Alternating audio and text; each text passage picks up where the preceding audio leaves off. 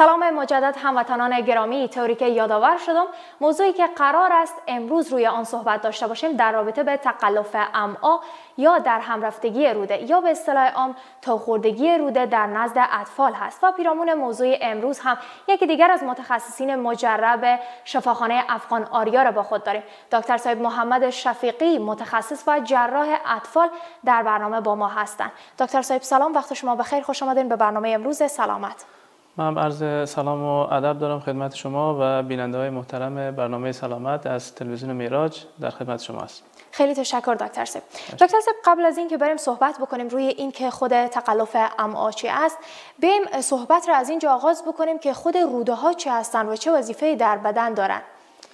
بله، خب روده ها بخشی از سیستم هاضمه انسان هستند که به دو بخش تقسیم میشن: روده های کوچک و روده های بزرگ یا امعای رقیقه و امعای غلیظه، که هر کدام از اینا به نوبه خود به بخش‌های کوچکتر تقسیم میشه. روده های کوچک شامل دودینوم، جیجینوم و ایلیوم می باشند و روده های بزرگ شامل سیکوم، کلون ساعده، کلون مستعرض، کلون نازله، کلون سیگموید و رکتوم می باشند. به صورت عموم عمده‌ترین وظیفه روده ها عبارت از هضم مواد غذایی، جذب مواد مغذی و جامد ساختن مواد زائد و دفع از اونها می باشه. هضم مواد غذایی توسط انزایم های صورت میگیره که یا توسط خود روده ها افراز میشه و یا توسط غدوات مثل غده پانکرانس و یا کبد افراز میشه و مواد غذایی اساسی ما و شما که همون شحمیات، کربوهیدرات ها و پروتئین ها می باشن، اینا رو به اجزای کوچکتر و ساده تر تجزیه میکنه تا اینکه قابلیت جذب در دوران خون پیدا بکنه. بعد از اینکه هضم مواد غذایی صورت گرفت، معمولا مواد غذایی هضم شده بیشتر در روده های کوچک جذب میشه. البته هر قسمت از روده ها جذب بعضی مواد به خصوصی وظیفه داره. مثلا در قسمت دودینوم بیشتر آهن جذب میشه، در جوجینوم بیشتر فولیک اسید جذب میشه، در قسمت ایلیوم ویتامین B12 جذب میشه و روده های بزرگ معمولا بیشتر آب و الکترولیت ها را جذب میکنن و بالاخره مواد غذایی که به شکل مایع در روده ها داخل شده بود در انتها به شکل مواد جامد زائد قابل اطراح می باشه. بله دقیقاً. هر عضوی از بدن مهم است در بدن و آسیب آن میتونه که به بدن ضربه برسونه.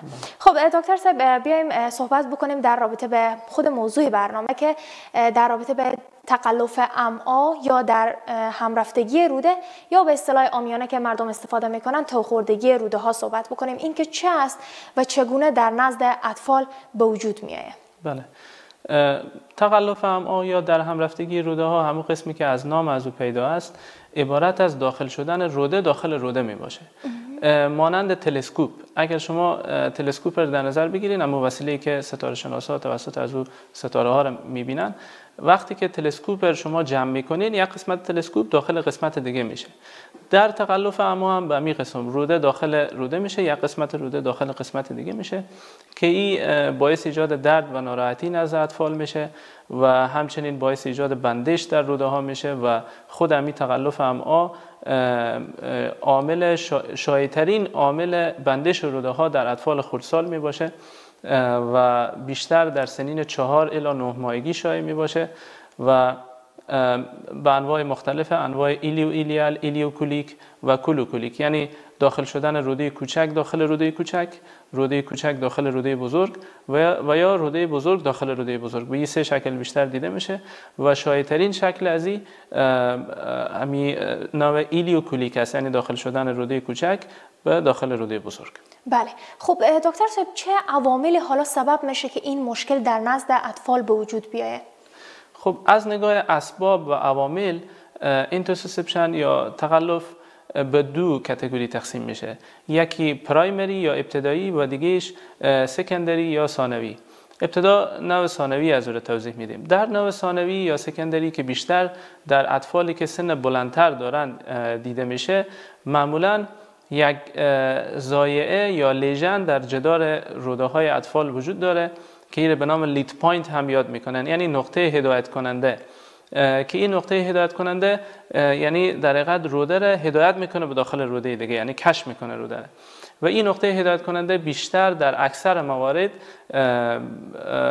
میکل دایورتیکل می باشه. میکل دایورتیکل یک روده اضافی است که در 2% افراد جامعه در قسمت انتهایی روده کوچک وجود داره و به عنوان لید پوینت عمل میکنه و روده را کشف میکنه. دیگه از جمله لید پوینت های دیگه خود پولیپ روده ها میتونه باشه، دوپلیکیشن روده ها میتونه باشه، خود اپندیکس میتونه به عنوان یک لید پوینت عمل بکنه، لیپوماها، تومورها گرچه در اطفال نادر است، امراض مثل پیوتریگر سندروم و همچنان امراض سیستمیک مثل سیلیاک دیزیز، سیستیک فیبروزیس، HSP. این امراض میتونه به شکل سکندری باعث اینتوسسپشن بشه. اما نوع ابتدایی از او که پرایمری هست، در او نوع که هست کدام لید پوینت وجود نداره در جدار روده ها و این البته شایع‌ترین نوع اینتوسسپشن یا تقلف هم هست که بیشتر در اطفالی که سن پایین دارن دیده میشه. پس چه قسم اینتوسسپشن در این اطفال به وجود میاد در حالی که لید پوینت وجود نداره؟ بعضی امراض دیگه زمینه ساز اینتوسسپشن در این حالت میشن. بیشتر امراض طرق تنفسی علوی یا همون اپر رسپیراتوری ترک اینفکشن ها و امراض التهابی طرق هضمی یا گاستروانتریت ها. وقتی که در اطفال خردسال این دو امراض به وجود میاد، باعث میشه که انساج لنفاوی که در جدار روده های اطفال وجود داره اینا هایپرتروفی بکنه و بزرگ بشه که اینا رو به نام پلک های پایر هم یاد میکنن و این انساج هایپرتروفی کرده لنفاوید در حقیقت روده رو کشف میکنه به داخل روده دیگه و اینتوسسپشن به وجود میاره. و چنانچه ما در فصل های سالی که این امراض طرق تنفسی علوی شایع هست، به اصطلاح هم سینه بغل که بیشترین عامل از او ادنوویروس ها و روتاویروس ها می باشه، وقتی که این امراض شایع میشه در همون فصل‌های سال ما می‌بینیم که واقعات تقلف امعا یا اینتوسسپشن هم زیاد میشه. بله. خب دکتر صاحب صحبت داشته باشیم راجع به این که خود هر مریضی یک علائم یا نشانه ای داره که ما میتونیم بشناسیم که واقعا این مریضی در بدن ما وجود داره. خب حالا در همرفتگی روده یا تقلف امعا چه علائمی داره؟ ما چگونه میتونیم تشخیص بدیم که یک طفل دچار این مریضی یا مشکل هست؟ عمده ترین اعراض و علائمی که اطفال دارن 3 چیز است. یکی درد بطن یا درد شکم، به وجود آمدن یک کتله داخل شکم و مواد غایطی خونالود که این میره 3 پایه کلینیکی اینتوسسپشن هم یاد میکنن. دردی که در این اطفال به وجود میاد معمولا یک درد ناگهانی است و یک درد وقفه‌ای و پریودیک است. یعنی گفته شده تفلک‌های خردی که 1 ساله، 1.5 ساله، 2 ساله و یا کمتر یا بیشتر هستن، اینا مصروف بازی هستن که دفعتاً حمله درد سر از اونا میه و این باعث میشه که طفل مثلا خود بندازه روی زمین یا گریان کنه یا جیغ بزنه یا پای خود قطع کنه روی شکم خود و این حمله درد میتونه همراه با استفراغات و دلبدی هم باشه.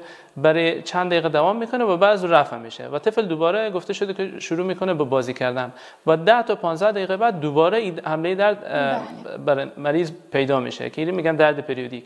هر قدر که از سیر همین مرض تیر میشه، وقفه بین حملات درد کمتر میشه، کوتاه‌تر میشه و دیگه طفل در بین از این حملات دیگه نرمال هم به نظر نمیرسه، بلکه لیترژیک یا بیحال به نظر میرسه و هر قدر که پروسه بیشتر دوام پیدا میکنه میره به طرف انسداد یا بندش روده ها و در این صورت استفراغات طفل زرد رنگ و یا سبز رنگ میشه که به نام استفراغات صفراوی هم یاد میکنن. شکم طفل کلان میشه، بزرگ میشه یا قسمی که گفتیم کتله هم قابل جذب هست در داخل شکم و در مراحل آخر مواد غایطی خونالود نزد طفل پیدا میشه که به نام رید کرن جلی استول هم یاد میکنن.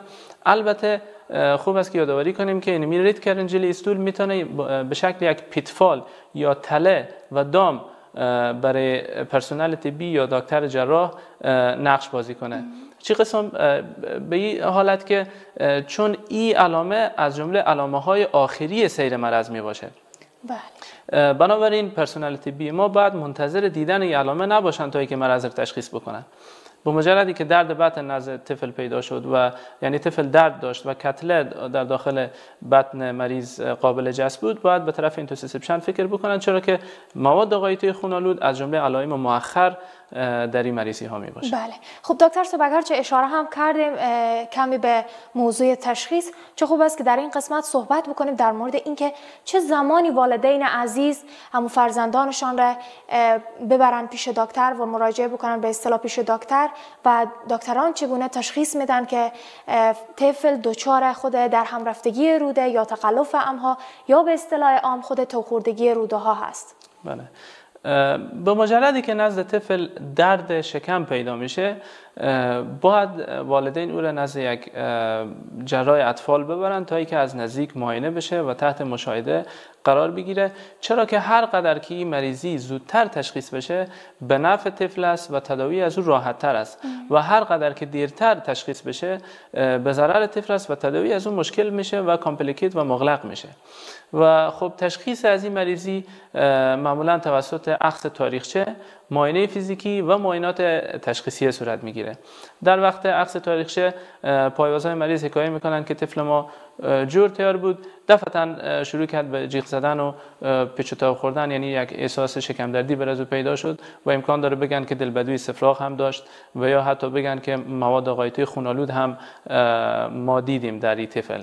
و در هنگام اخذ تاریخچه ما همیشه از پایوازهای طفل پرسان میکنیم که آیا در این اواخر طفل سینه بغل شده یا نه، اسهالات داشته یا نه، که اگر پایوازها تایید بکنن که بله داشته، ما بیشتر فکر میکنیم به طرف اینترسپشن. و در قسمت معاینه فیزیکی گفتیم که ما یک کتله را در داخل شکم مریض پیدا میکنیم با جذب کردن و معاینه فیزیکی که این کتله میتونه هر قسمت از بطن باشه، نظر به اینکه کدام نوع اینترسپشن هست، ایلیو ایلیال است، ایلیو کولیک است یا کولوکولیک. و این کتله معمولا ساسج مانند است و قابل متحرک است و معمولا حفره حرقفی راست در این اطفال خالی جذب میشه که اینو به نام دنس ساین هم یاد میکنن در اصطلاح طبابت. و در قسمت معاینات تشخیصی که برای ما کمک میکنه، وقتی که ما مشکوک میشیم به اینترسپشن یا تقلف امعا، بهترین معاینه و وسیع ترین معاینه اولتراساند است یا معاینه تلویزیونی. و خوبی از این معاینه ای است که یک معاینه است که بسیار در دسترس است، ارزان قیمت است و دیگه طفل معروض به شعاع نمیکنه، یعنی کدام ضرری برای طفل هم نداره و بسیار وسیع اینترسپشن رو میتونه که تشخیص بکنه با همون خیالاتی که داره، خیال تارگت ساین، سودوکیتی ساین و دونات ساین، بسیار خوب تشخیص میشه. در این طفلا ضرور نیست که ما سی تی اسکن یا ام آر آی توصیه بکنیم و ایکس ری هم اونقدر وسیع نیست برای تشخیص از این مریضی ها.